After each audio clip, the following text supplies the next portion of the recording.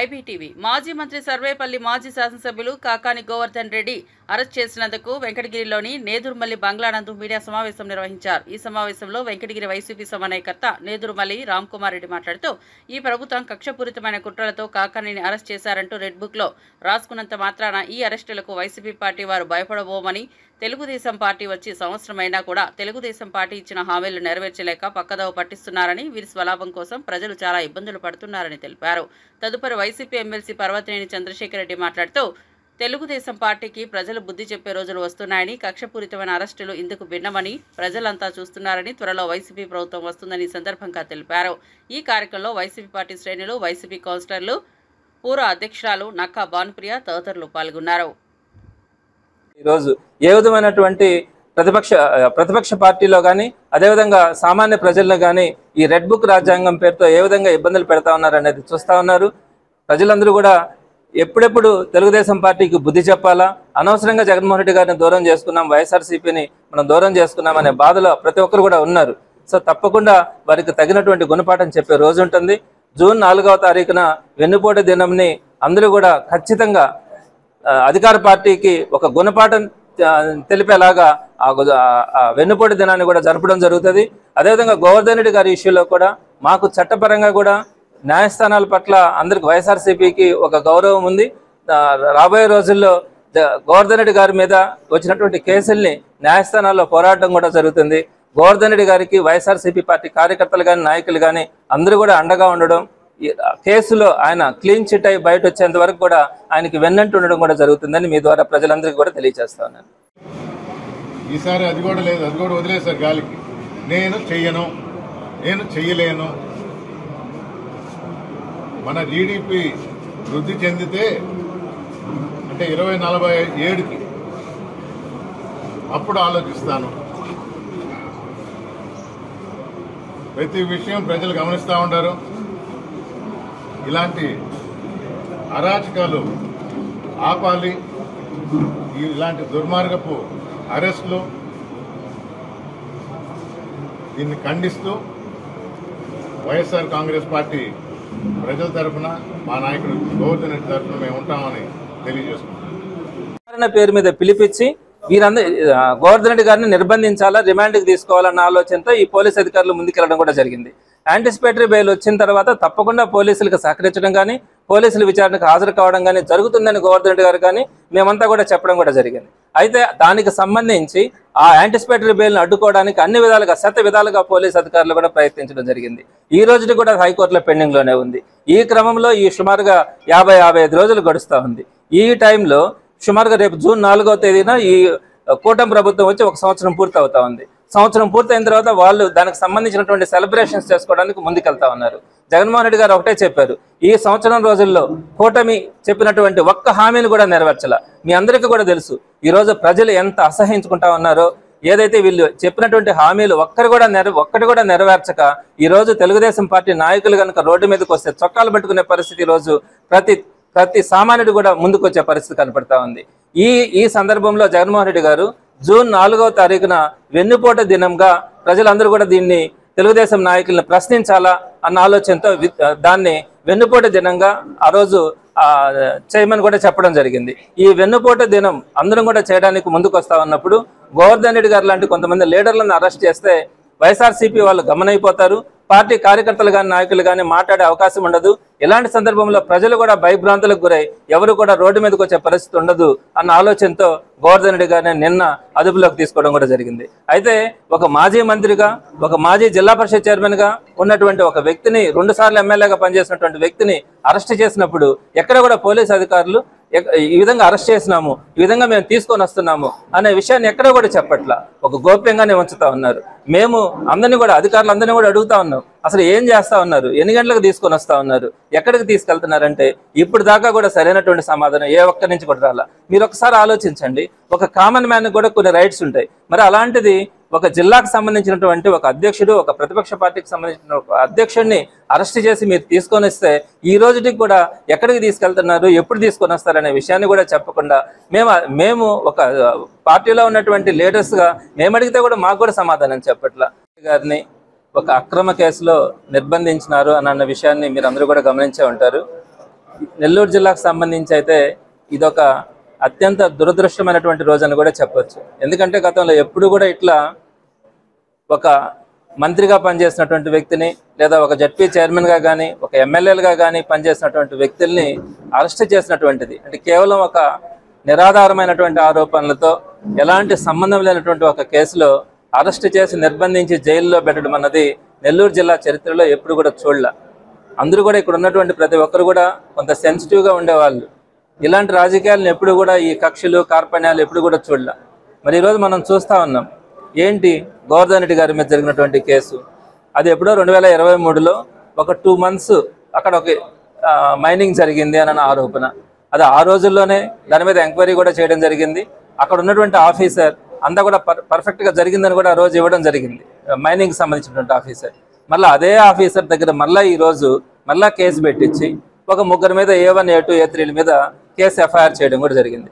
ఇందాక రామ్ కుమార్ అన్న చెప్పినట్టు ఆ కేసులో వర్త లేక ఆ కేసులో సరిపోదన్నట్టుగా అందులో ఉన్నటువంటి వారందరికీ కూడా యాంటిసిపేటరీ బెయిల్ వస్తూ ఉంటే అందులో ఉన్నటువంటి ఒక వ్యక్తి దగ్గర కన్ఫెషన్ స్టేట్మెంట్ ఒకటి తీసుకొని ఆ కన్ఫెషన్ స్టేట్మెంట్లో గోవర్ధన్ రెడ్డి గారి పేరుని యాడ్ చేసి గోవర్ధన్ రెడ్డి గారి పేరుని యాడ్ చేసిన తర్వాత దాంట్లో ఉన్నటువంటి సెక్షన్స్ అన్నిటిని కూడా మార్పు చేయడం. అంటే SC/ST కేసు కానీ అలానే జిలిటన్ స్టిక్స్ని బ్లాస్టింగ్ కోసం వాడారు అంటే అదొక విద్రోహ చర్యలాగా ఆ బ్లాస్టింగ్స్ను వాడుతూ ఉన్నారు అన్న ఆలోచనతో దానికి సంబంధించినటువంటి సెక్షన్స్ని కానీ వీటన్నింటినీ కూడా యాడ్ చేసి ఎటువంటి పరిస్థితుల్లో బెయిల్ రాకుండా చేయాలన్న ఒక దుర్మార్గమైనటువంటి ఆలోచనతో ఈరోజు గోవర్ధన్ రెడ్డి గారిని నిర్బంధించాలనే ఆలోచనతో ముందుకెళ్ళడం కూడా జరిగింది. అయితే దీనికి సంబంధించి గోవర్ధన్ రెడ్డి గారు మొదటి నుంచి కూడా మేము కూడా ఒకటే చెప్పాం, యాంటిసిపేటరీ బెయిల్ అప్లై చేయడానికి ప్రతి మనిషికి కూడా ఒక రైట్ ఉంటుంది. సో యాంటిసిపేటరీ బెయిల్ తీసుకుని అంటే విచారణకు రామని మేమేం చెప్పట్లేదు, కానీ విచారణ పేరుతో వీళ్ళు రప్పించి అంటే అక్కడ ఏం లేదు, గోవర్ధన్ రెడ్డి గారు మైనింగ్ చేసింది కానీ గోవర్ధన్ రెడ్డి గారు సంతకం పెట్టి ఆ మైనింగ్ పర్మిషన్స్ ఇవ్వడం కానీ ఇలాంటి ఏ విధమైనటువంటి గోవర్ధన్ రెడ్డి గారికి సంబంధం లే. కేవలం గోవర్ధన్ రెడ్డి గారు ఆ రోజు అక్కడ ఒక ఎమ్మెల్యేగా మాత్రమే ఉన్నారు. ఆ ఎమ్మెల్యేగా ఉన్నప్పుడు ఆ నియోజకవర్గ పరిధిలో ఒక మైనింగ్ జరిగింది అని అనేది వీళ్ళు చేస్తున్నటువంటి ఆరోపణ. అంత మాత్రాన ఆ ఎమ్మెల్యేని అరెస్ట్ చేయాలంటే అది పాసిబుల్ అయ్యేటువంటి అంశం కాదు. సో ఇట్లాంటి పరిస్థితుల్లో గోవర్ధన్ రెడ్డి గారిని అరెస్ట్ చేయడానికి ఈ కన్ఫెషన్ స్టేట్మెంట్ని బేస్ చేసుకొని చేయడం. అదే మేము అందరూ కూడా నాయకులందరూ కూడా వైఎస్ఆర్సీపీ నాయకులందరూ కూడా చెప్పింది ఏంటంటే యాంటిసిపేటరీ బెయిల్కి అప్లై చేసే ఒక రైట్ ఉంది, దాని ప్రొవిజన్ తీసుకుంటాము, అంతేగాని విచారణకు హాజరు కావని చెప్పలే. ఇది నిలబడదని తెలిసి మైనింగ్ కేసు నిలబడదని తెలిసి ST/ST కేసు పెట్టడం జరిగింది.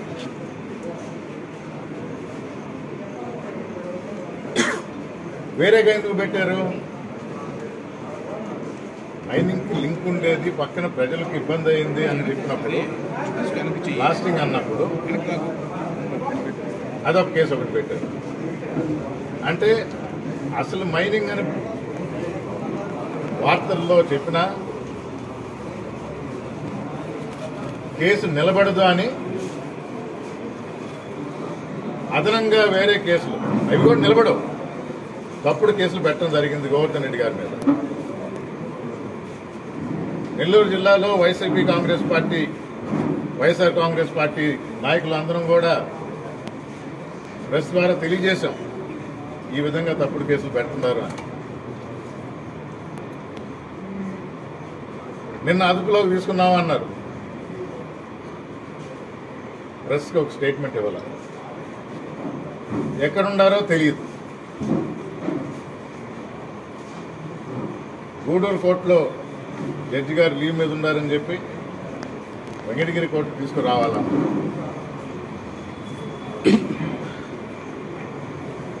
4 గంటలకి హాస్పిటల్ విజిట్ అయిపోయిందే అన్నారు. కాలయాపన ఎందుకు చేస్తున్నారు? కొత్తవి సృష్టించడం, ఇంకొన్ని లేని ఆరోపణలు, సంతకాలు తీసుకోవటం. ఈ ప్రభుత్వం ఈ రెడ్ బుక్ పాలన అన్నారే, అది పరాకాష్ఠకు చేరుతుంది. ఎంత అరాచకం అంటే వైఎస్ఆర్ కాంగ్రెస్ పార్టీ తరఫున ఈరోజు సైదాపురంలో ఇల్లీగల్ మైనింగ్ జరుగుతుంది, బ్లాస్టింగ్ జరుగుతుంది.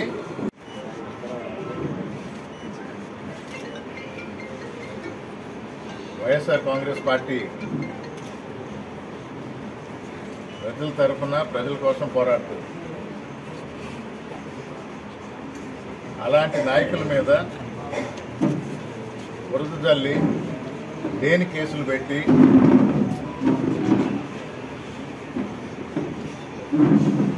ఇబ్బంది పెట్టి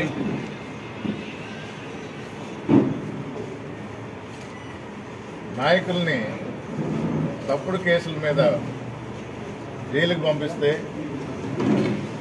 పార్టీ మనుగడ ఉండదు అనే ఒక దురాలోచనతో ఈ కూటమి ప్రభుత్వం, మరీ ముఖ్యంగా తెలుగుదేశం ప్రభుత్వం పనిచేస్తుంది.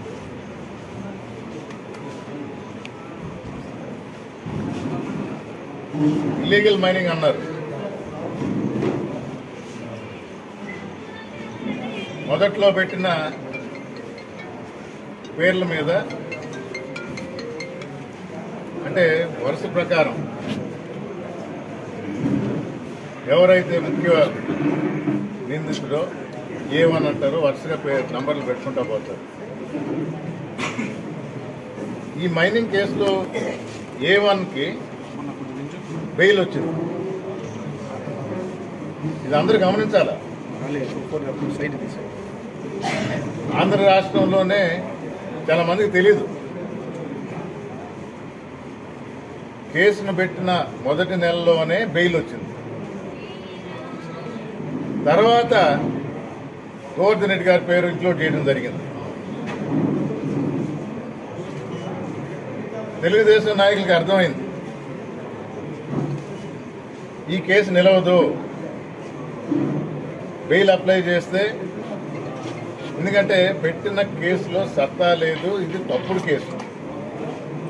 ఈ కేసులు కూడా ఎట్ట పెడుతున్నారంటే ఎవరో ఒకరిని తీసుకొని రావటం, వాళ్ళ చేత 4 పేర్లు చెప్పించడం, పేర్లు చెప్పారు కాబట్టి మేము అరెస్ట్ చేస్తానంటాం.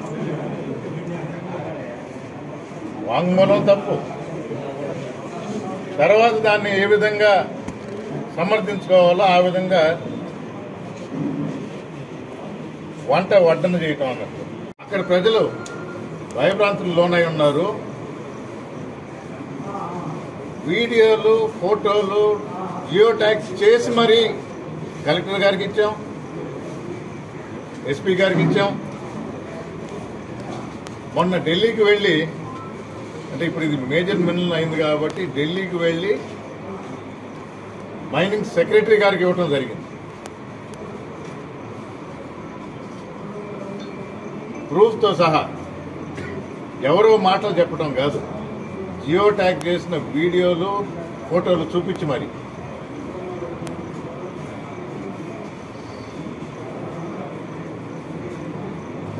ఆరోపణల మీద గోవర్ధన్ రెడ్డి గారిని అరెస్ట్ చేస్తారు.